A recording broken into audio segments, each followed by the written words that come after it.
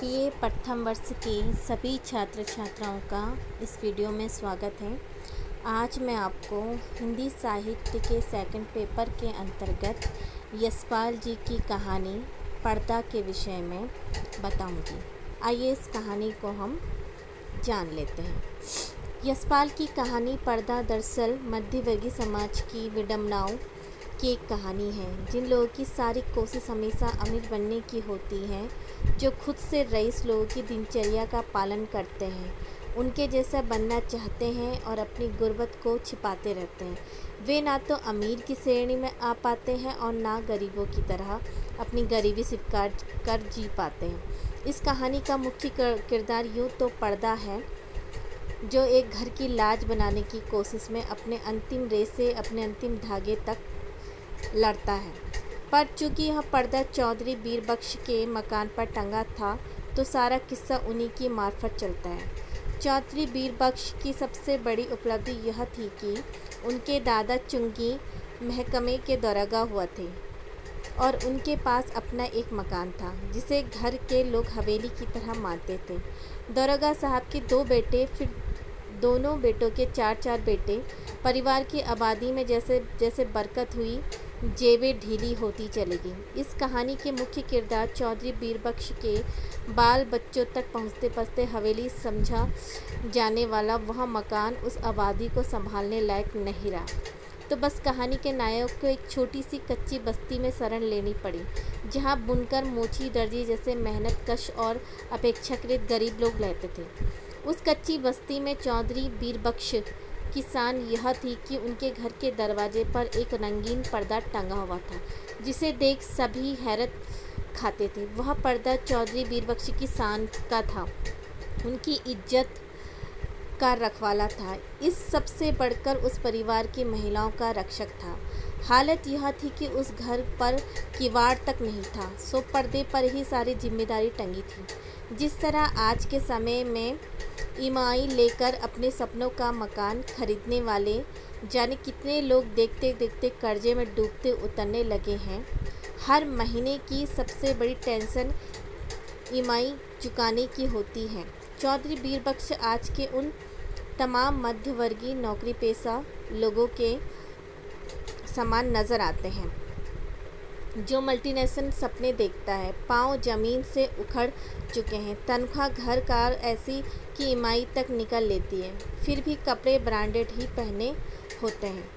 दिखावे का ज़माना है। चौधरी बीरबख्श का पर्दा भी उनका ब्रांड था, जो एक रोज़ आंधी की मार झेल नहीं पाता और किसी भी सूरत में लटकाने लायक नहीं रह जाते हैं। बड़े सोच विचार के बाद घर की एकमात्र पुश्तैनी दरी को वे दरवाजे पर टांग देते हैं। पड़ोसियों ने सलाह दी कि दरी की जगह बाहर से कोई टाट का पर्दा ले आओ, पर टाट खरीदने में अठन्नी खर्चनी पड़ती, तो उन्हें पुश्तैनी दरी टांगना ही मुनासिब लगा। चौधरी बीरबख्श के परिवार में 5 महिलाएं थीं, जिनके शरीर पर से कपड़े जीर्ण होकर गिरते जा रहे थे, जैसे कपड़े अपनी छाल छोड़ते थे। खुद उनके कपड़ों में पेवन संभालने की तबा नहीं रही और अब एक कुर्ता पैजामा खरीदना निहायत ही ज़रूरी हो गया था। चौधरी साहब की आमदनी से किसी तरह एक वक्त के खाने का जुगाड़ ही हो पाता। वह दरी ही उनकी आखिरी महंगी चीज़ थी। अब घर में गिरवी रखने को कुछ नहीं बचा था।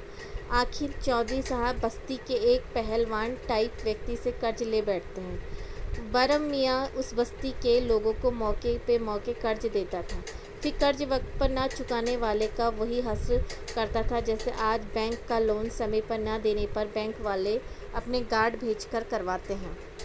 नीलामी सिर्फ घर या सामान की ही नहीं, सबसे पहले इज्जत की हो जाती है, और मध्य वर्ग के पास कोई चीज़ सबसे ज़्यादा है तो वह इज्जत है, जैसा कि करीब करीब तय था। हमारे मुख्य किरदार चौधरी साहब तय सीमा पर कर्ज की रकम चुकता नहीं कर पाते हैं। बरम मियाँ के डर से अब उन्हें अपने घर में ही छिप कर जाना पड़ता है। बरम मियाँ ने जो उन्हें मोहलत बख्शी थी, वह भी ख़त्म हो गई। घर के बर्तन खाली थे और परिजनों के पेट भी। वे अपने हवेली नुमा घर को याद करते थे। उस दादा को जो दरोगा हुआ करते थे, उनके नाम पर परिवार फैलता चला गया। हालत यह हुई कि बच्चों को कभी चौराई तो कभी बाजरा उबालकर पिलाया जाता।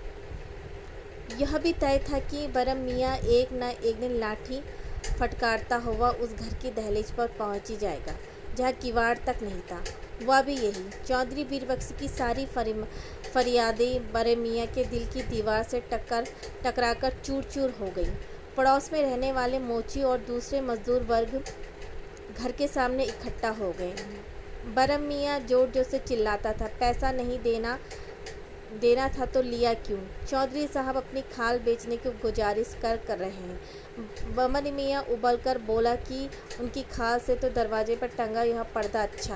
और बस कहानी का सारा क्लाइमैक्स परिवार की सारी मध्यवर्गीय इज्जत यही तार तार हो गई। बरम मियाँ ने जो पर्दा खींचा, घर के अंदर का दृश्य असहनीय था। घर की औरतों के शरीर पे कपड़े के नाम पर चिथड़े थे जो उनके 1/3 अंग ढकने में भी असमर्थ थे।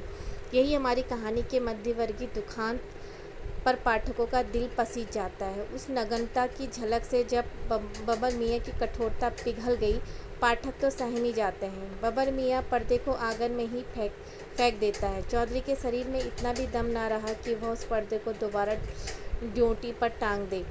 फिर पर्दा अब तक जिस इज्जत की रक्षा कर रहा था वह बस्ती के लोगों के सामने उजागर हो गई। वे शर्म से ही सिर झुकाकर निकल गई। वो 5 महिलाएं थीं जो कभी घर से बाहर निकलकर पानी भरने तक नहीं जाती थी क्योंकि इससे खानदान की इज्जत पर बट्टा लगता था। आज होता है कि चौधरी ने अपने घर की महिलाओं को बाहर निकलने दिया होता। वे मेहनती कसी करती, कुछ काम करती और घर की रोजी रोटी चलाने में अपना योगदान देती, लेकिन दिखावटी तबके से ताल्लुक़ रखने वाले चौधरी बीरबख्श को यह गंवारा न था। कहानी और क्लाइमैक्स से पर्दा हट चुका है। चौधरी बीरबख्श और उनका पर्दा पाठकों के दिलों दिमाग पर छाकर डराता है। यशपाल जी ने यह कहानी एक संवेदनापूर्ण कहानी है जिसमें उन्होंने एक पर्दे के माध्यम से मध्यवर्गीय परिवार की मनोदशा का वर्णन किया है। यहाँ पर लेखक ये भी कहना चाहता है कि हमें जितनी हमारी गुंजाइश है उसी के अनुसार हमें अपना जीवन व्यतीत करना चाहिए। हमें दिखावा नहीं करना चाहिए क्योंकि दिखावा करके इंसान जो है खुद अपनी इज्जत को दूसरों की नज़रों में गिरा देता है। इसलिए मेहनत से जितना पैसा कमाया जाता है उसी के अनुसार अपना रहन सहन और उन्हीं के अनुसार हमें अपना समाज में इज्जत बनानी चाहिए। अमीर बनने की लालसा तभी करनी चाहिए कि जब इंसान के पास उतना ही पैसा हो और उन्हीं की तरह वो रहन सहन कर सके। इसलिए कभी भी दिखावा नहीं करना चाहिए क्योंकि इज़्ज़त जो है एक बार जाती है तो हमेशा के लिए चली जाती है। इज़्ज़त बनाने में सालों लग जाते हैं लेकिन जाने में एक पल भी नहीं। तो लेखक का मेन उद्देश्य यही है कि मध्यवर्गीय परिवार नहीं, कई परिवार ऐसे हैं जो अमीर बनने की लालसा में खुद को मिटा चुके हैं। अब ये कहानी यहीं पर समाप्त होती है।